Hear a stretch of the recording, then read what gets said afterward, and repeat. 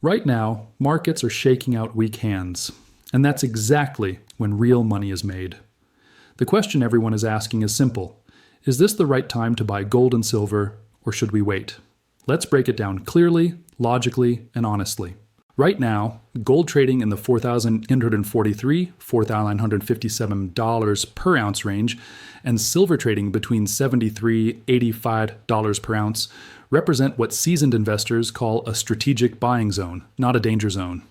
This distinction is critical. Markets do not reward emotional reactions, they reward positioning. After a strong upward move, every healthy bull market must pause, consolidate, and correct. This phase is uncomfortable because prices are no longer racing higher, headlines turn cautious, and doubt creeps in. But this is precisely when long-term opportunity is created.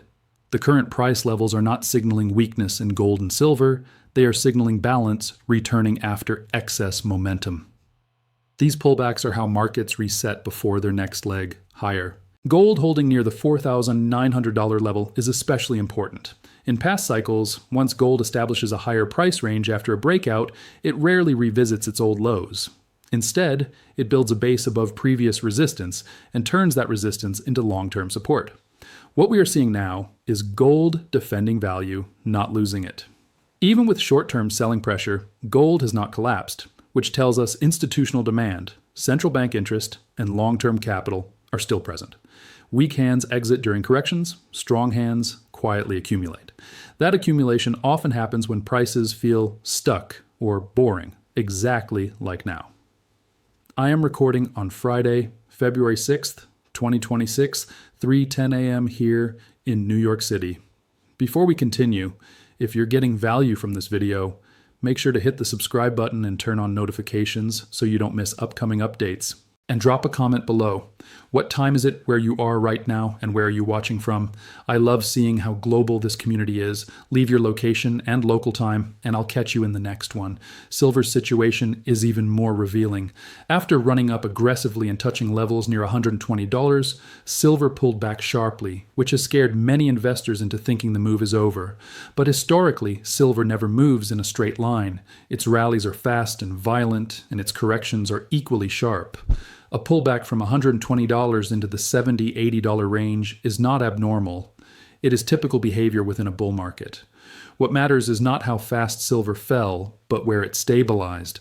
The fact that silver is holding above prior breakout zones suggests that the market is digesting gains rather than rejecting higher prices altogether. In other words, silver is cooling off, not breaking down. Another reason these levels matter is risk versus reward. Buying at extreme highs exposes investors to maximum downside and emotional decision-making. Buying during controlled pullbacks shifts the odds in your favor.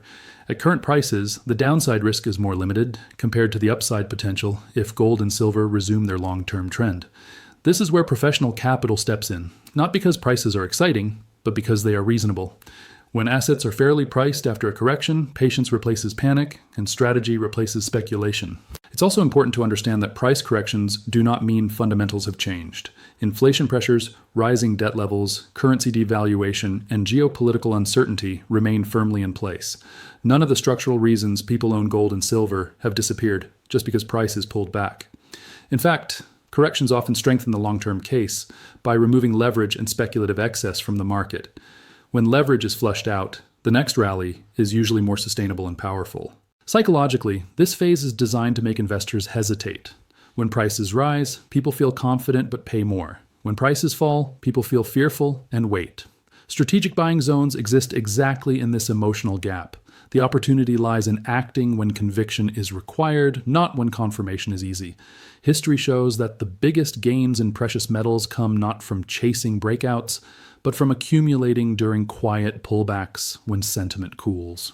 In short, gold near $4,900 and silver in the $70, $80 range are not signals to step aside. They are signals to pay attention. These prices reflect consolidation, not collapse. They offer investors a chance to enter or add positions with discipline, patience, and a long-term mindset. Those who recognize strategic zones understand that wealth is built during pauses in the market, not during moments of hype. To understand why gold and silver pulled back especially silver dropping from near $120 into the $70-$80 range, we must separate price action from market reality. This dip did not happen because the long-term story for precious metals suddenly collapsed. It happened because markets move in cycles, and after an aggressive rally, a correction becomes not only likely, but necessary. When prices rise too fast, they attract short-term traders, leverage, and speculative money. Eventually, the market needs to remove that excess, and it does so through a sharp but temporary reset. What we are witnessing now is not the end of a bull market, it is the market restoring balance. One of the primary reasons for this pullback was profit-taking. Large funds, early buyers, and institutional players who entered at much lower levels naturally began locking in gains as prices surged. This selling pressure is normal and healthy. Markets cannot move higher sustainably if profits are never realized. When profit-taking occurs, prices cool off, allowing new buyers to step in at more reasonable levels. Without this process, markets become unstable and prone to true crashes. In that sense, this dip actually reduces future risk rather than increasing it. Another major factor was paper market pressure, particularly in silver. The silver market is heavily influenced by futures trading, derivatives, and algorithmic systems that respond to technical signals rather than fundamentals. When silver surged rapidly, it triggered automated selling, margin adjustments, and stop-loss cascades. These paper-driven moves can exaggerate price declines in the short term, even when physical demand remains strong. This disconnect between paper pricing and real-world demand is a recurring feature in silver markets, and it often creates opportunities for informed investors who understand the difference. Leverage also played a critical role. During fast rallies, many traders use borrowed money to amplify gains. While leverage accelerates upside moves, it also makes markets fragile. Once prices begin to pull back, margin calls force leverage traders to sell, regardless of whether they want to or not. This forced selling creates a snowball effect, pushing prices down faster than fundamentals would justify. Once leverage is flushed out, however, the market becomes far more stable. What follows is usually a slower, stronger climb built on real buying rather than borrowed money. It is also important to note what did not happen during this dip. Physical demand for silver did not collapse. Industrial usage, investment demand, and long-term interest remained intact. In many regions, physical silver continued to trade at premiums, signaling tight supply beneath the surface.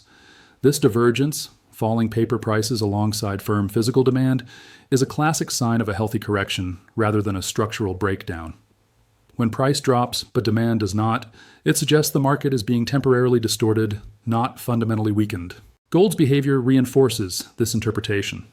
Gold did not experience the same violent drop as silver. Instead, it held within a relatively tight range, showing resilience and underlying strength. Historically, gold stabilizing while silver corrects is a common pattern. Gold acts as the anchor of the precious metals complex, absorbing shocks and providing a foundation for the next move. Once gold regains upward momentum, silver typically follows with greater force due to its smaller market size and higher volatility. Psychologically, corrections serve another important purpose. They reset expectations. During rapid price increases, investors begin to expect straight-line gains, which is unrealistic and dangerous. A correction reminds the market that volatility works both ways. This reset discourages reckless speculation and rewards patience and discipline. In the long run, this creates a healthier investor base and a more sustainable trend. In summary, this dip happened because the market needed to cool off after an aggressive run, flush out leverage, allow profit-taking, and restore equilibrium. None of the core drivers behind gold and silver were destroyed in the process. On the contrary, the correction has strengthened the foundation for future gains. What feels like uncertainty now is often the calm before the next major move. Those who understand this recognize that healthy dips are not warnings. They are opportunities in disguise. Buying gold and silver during this phase makes sense, not because of short-term price predictions, but because the near future setup is becoming increasingly favorable. Markets reward alignment with long-term forces, and right now those forces are quietly strengthening beneath the surface. While headlines focus on recent price dips, the underlying drivers that push gold and silver higher are not only intact, they are intensifying. This disconnect between sentiment and reality is where opportunity lives. One of the strongest reasons to consider buying now is risk to reward balance. After a correction, much of the speculative excess has already been removed. Prices are no longer stretched far above trend, and expectations have cooled. This reduces downside risk compared to buying during euphoric highs. At the same time, upside potential remains significant because the structural pressures that support precious metals, monetary expansion, debt accumulation, and currency stress have not been resolved. When risk is limited and potential reward remains large, timing becomes less about perfection and more about participation. Gold's role in this setup is crucial. Gold typically moves first, stabilizing and establishing direction before silver makes its more aggressive move. When gold holds value after a correction, it sends a signal that confidence among large long-term players remains strong. Central banks, sovereign funds, and institutional investors do not chase short-term momentum. They accumulate during consolidation. Their steady presence provides a floor under prices and sets the stage for renewed upside. As gold regains upward momentum, silver historically follows, but with greater speed and magnitude. Silver's near-future potential is particularly compelling because of its dual role as both a monetary metal and an industrial commodity. Industrial demand continues to grow due to its use in energy, electronics, and advanced technologies. Unlike paper assets, silver cannot be created at will, and supply growth remains limited. When investment demand aligns with industrial demand, price pressure builds quickly. After corrections like the current one, silver often rebounds sharply, catching late buyers off guard. If silver revisits the $120 level, or exceeds it, the current price range will look like a rare accumulation window. Another critical factor is the gold to silver ratio, which remains elevated relative to historical norms. This suggests silver is still undervalued compared to gold. When this ratio begins to compress, it usually happens through silver outperforming gold. Investors who position during periods of ratio imbalance often benefit when the market reverts toward long-term averages. This is not speculation. It is a pattern that has repeated across multiple cycles. Currency dynamics also support near-future strength. As purchasing power erodes and confidence in fiat systems weakens, investors seek assets that preserve value over time. Gold and silver are not just trades. They are monetary insurance. In periods of uncertainty, capital gradually migrates toward tangible assets. This process does not happen overnight, but once it gains momentum, it tends to persist. Buying during consolidation allows investors to position ahead of this shift rather than reacting after prices move. Psychologically, this moment tests conviction. When prices are falling, hesitation feels safe. When prices are rising, fear of missing out takes over. Successful investors do the opposite. They act when assets are unpopular, but fundamentally strong. The current environment rewards those who can look beyond daily price movements and focus on broader trends. Waiting for perfect clarity often means paying much higher prices later. In the near future, the combination of stabilized gold, undervalued silver, persistent demand, and macroeconomic pressure creates a setup that favors accumulation rather than avoidance. Buying now is not about calling an exact bottom. It is about recognizing that the conditions for higher prices are quietly rebuilding. Those who understand this position early, patiently, and with discipline, giving themselves the opportunity to benefit when the next major move unfolds. The most important decision investors face right now is not whether gold and silver will rise in the long run, but how to approach the market intelligently in the present moment. The biggest mistake investors make during corrections is thinking in extremes, either rushing in all at once out of fear of missing out, or standing completely aside waiting for a perfect bottom that rarely arrives. The smart strategy lives in the middle. It recognizes uncertainty, respects volatility, and uses structure instead of emotion. In markets like these, discipline matters more than prediction. Buying all at once exposes investors to unnecessary short-term risk. Even in strong bull markets, prices can overshoot to the downside before reversing. No one can consistently time the exact low, and attempting to do so often leads to hesitation, second-guessing, and missed opportunities. At the same time, waiting for absolute certainty usually means entering after prices have already moved significantly higher. By then, risk increases and reward decreases. This is why phased buying, also known as accumulation, is the most effective approach during corrective phases. Accumulation means starting with a position at current levels and adding incrementally over time. This strategy allows investors to participate immediately while maintaining flexibility. If prices dip further, additional buying lowers the average cost. If prices move higher, the initial position ensures exposure. This approach removes emotional pressure and replaces it with process. Instead of reacting to every price swing, investors follow a plan. Over full market cycles, this method consistently outperforms emotional decision-making. Time horizon is another critical element. Gold and silver are not day trades. They are long-term strategic assets. The real value of holding precious metals unfolds over 12 to 24 months, not days or weeks. Short-term volatility is the price paid for long-term protection and upside.